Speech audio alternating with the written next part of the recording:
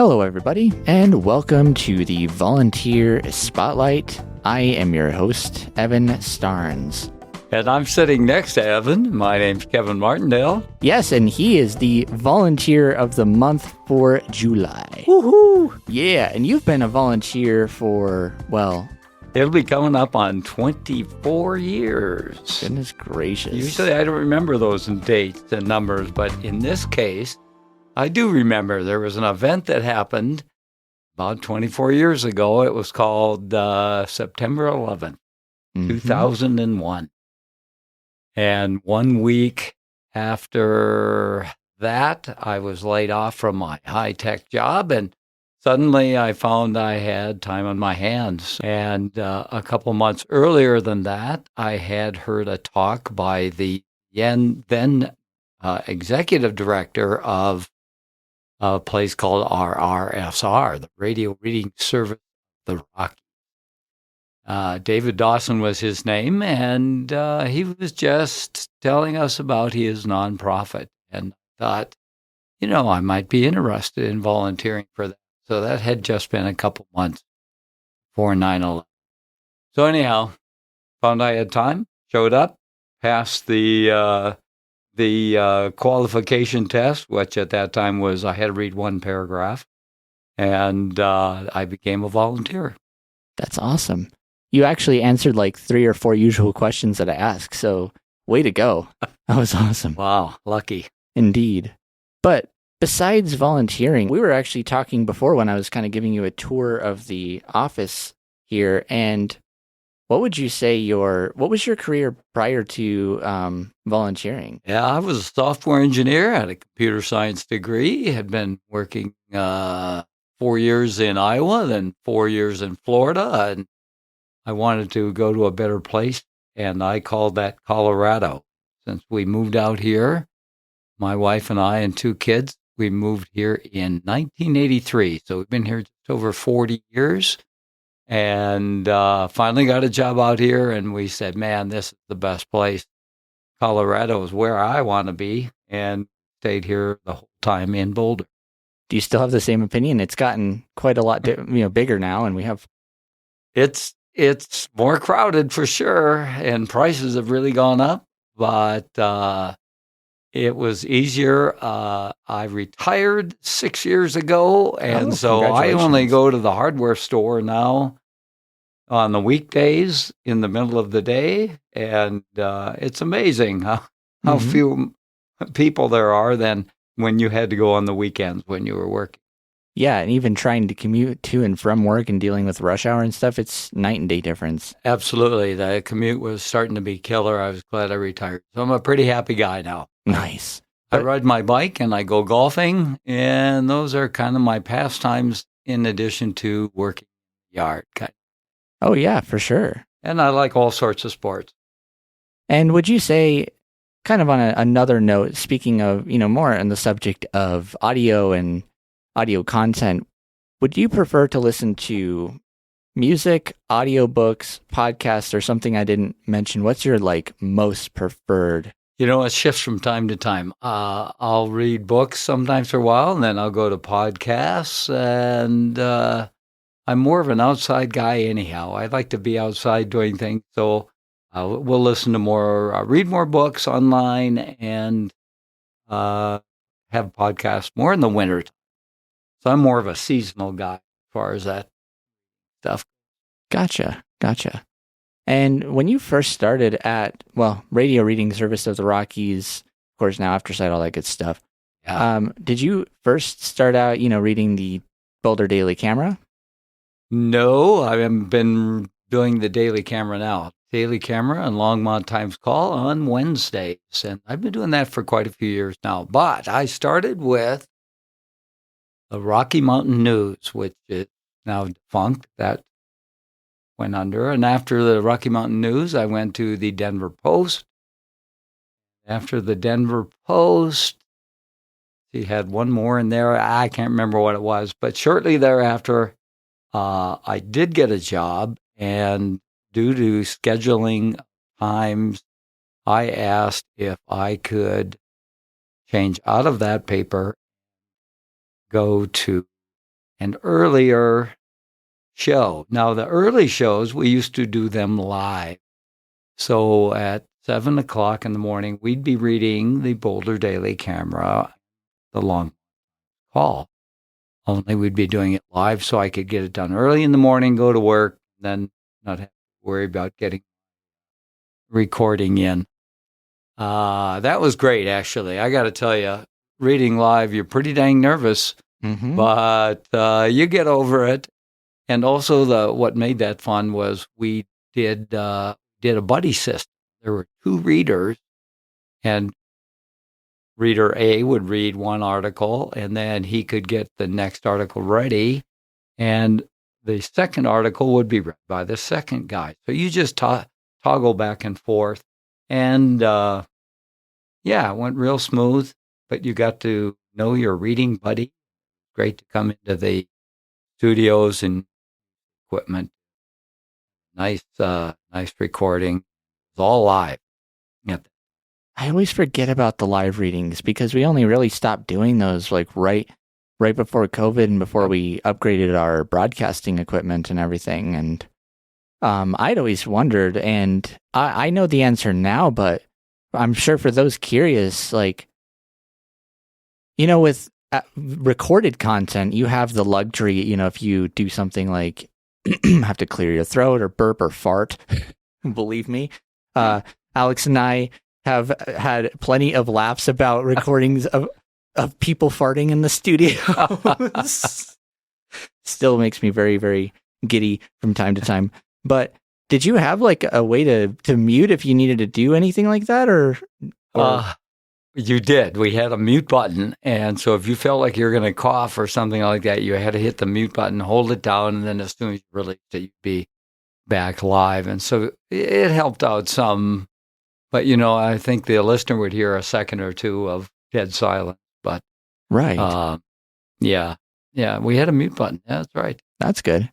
Because I don't know, when I'm thinking and stuff, I make weird mouth noises and stuff. I edit them out. I edit everything to pieces. But yeah, that would be nerve-wracking. I'm assuming you have to do a lot of editing on my show. No, I hardly ever touch volunteer shows nowadays. I feel like we've gotten people pretty well trained, and with the advancements in audio gear and stuff like that. But I guess kind of speaking of advancements, AfterSight's undergone loads of change from when we first started establishing a studio in Colorado Springs in the 90s, and then eventually went on the Western Slope. Yeah, we eventually went on the Western Slope, and eventually switched radios and broadcasting equipment and all that good stuff and all the rebrands. But did you get to experience kind of the old recording process when you first started at RRSR? You bet I did. I'll tell you, not only has the recording changed, but I've changed. When I started, I had dark hair and a beard, and now I'm clean shaven, have white hair. Evan, you're talking to a 71-year-old retired guy.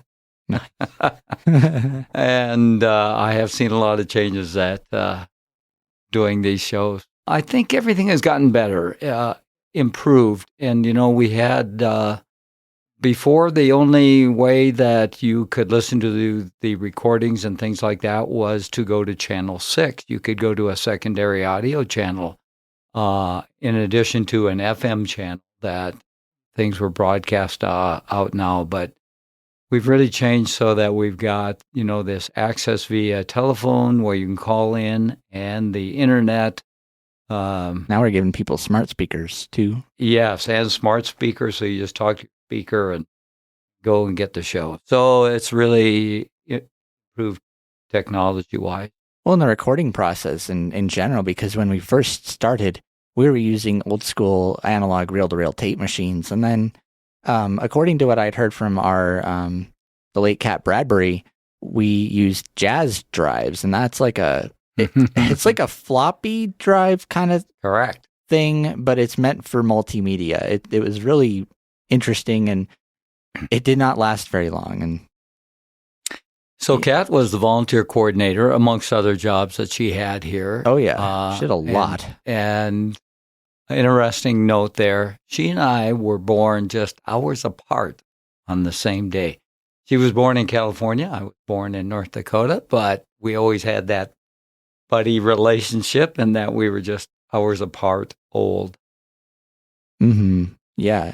Wait, I didn't know that. That's Yeah. so you guys shared the same birthday. So anytime you came in, Yeah. on your birthday, you got cake from, because I feel like we've always done that for staff birthdays. We'll bring in like cakes and stuff. So That's right. hey, we brought donuts in earlier too. It's like we love our treats here. But nowadays, what we're trying to do is really kind of just expand access to information, and that essentially means just giving people the same access to the exact same newspaper that sighted individuals would have otherwise. And that has kind of incorporated things like reading advertisements describing images. And we're also trying to figure out a way to read front to back. And how have you handled the image description, ad reading, and what are your thoughts on it? I think it's a good idea. It is allowing people to hear about things that are in the paper that they definitely wouldn't have access to had they not had somebody reading, describing what was there. I bet 90% of the time I have articles that I read on Wednesday, and the normal articles that are in there is on Tuesday, the Boulder Valley School Board meet. The mayor and the Boulder Council meet on Tuesdays. So a lot of our articles come from those organizations. And pretty time sensitive it's stuff. kind of dry at times. I mean, you got to be somewhat politically minded to want to listen to those articles, but that's what's there, and that's what information is available. And I think that's important that we get out what is written to keep people up to date on things. So most of my articles, I don't have to describe anything. This is coming to you from the Boulder City Council. They had their meeting last night. I'm glad to see that that you share our opinions, because it's definitely something we have been trying to get people on board with. And especially if you've been, reading the same thing for long enough, you get into that routine. It kind of throws you it's kind of a bit of a curveball. I think the biggest thing though that we're really trying to prioritize is keeping, human readers and the human voice, because no matter how good your fancy pantsy AI stuff gets, you'll never really replace the human elements at all. When I was reading, I often said, I bet there's no one listening to my shows, because we'd get a lot more complaints if there was really someone out there listening. So I always kidded when we did the buddy system that I said, there can't be anyone out there listening, or we'd have a lot of complaints. Since you've been a volunteer as long as you have, do you happen to have any notable stories or kind of experiences that still kind of stick with you during your time at AfterSight? Do I really? It's a loaded question. It is a loaded question. I'll tell you, it might be something that people might want to consider, and that is to come into the studio and do the reading. I tell you, pre-COVID, many people would come in and read in the studio. And what was good about it is you would meet other volunteers that would also be coming in and reading, and you'd get to know them. You'd get to know the staff. You'd get to know what's going on at AfterSight. And you really find out what good you are doing by being a volunteer here. Once COVID hit and we started all recording from our home and not coming into the studio so much, you lose that connection with the people and other volunteers that are out there. And so it can feel like kind of a lonely volunteer thing where you're not really interacting with people. Everybody is getting your podcast, on their own, and you don't get to meet the recipients of recording. And so I would just say, volunteers out there, come on into the studio once in a while and see what's going on here. And it keeps you more connected and keeps you positive about being a volunteer. I am really glad you said that, because I think one of the biggest things that we really try to do is keep folks encouraged and engaged and really try to show them where their content is going, and the fact that your audio isn't just going out into the ether, and yes, like, come into the studio, get you can sign up for an orientation. We have really good professional microphones, coffee, of course, and snacks, and yeah, I don't know. I don't need to really try and incentivize, but if you'd like to get to meet us, you're in the Louisville area or pretty close by, stop by, just book your studio and we'll be happy to take you in. I look forward to days when people come into the studios, and I'm starting to lose my voice.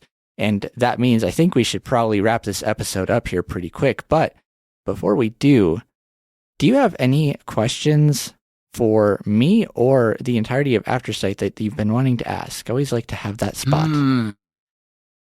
No, I don't think so, because I've been around long enough. I kind of know how this is going, and I know how our listenership has increased over the years. We're reaching a lot more people with a lot more content. I think that Kim Ann Wardlow has done a fantastic job moving Aftersight along, and I think we're doing a great job. Good place to volunteer for. I'm so glad to hear that. Well, Kevin, I'd really first of all, thank you for stopping by and letting us give you a tour. It was always a pleasure. Thank you so much for your time, and I hope you enjoyed your time on the Volunteer Spotlight. Thanks for putting me in the spotlight, Evan. It was great. I'm glad I could I've incorporated my volunteering here as just part of my regular schedule. I'm kind of used to it, and I've stuck with it. 24th year coming up. Congratulations. You're going to hit your 25 before you know it. Alrighty, with that being said, I'd like to thank everybody for listening to another episode of the Volunteer Spotlight. Congratulations again, Kevin. This has been another episode of the Volunteer Spotlight, and I'm your host, Evan Starnes.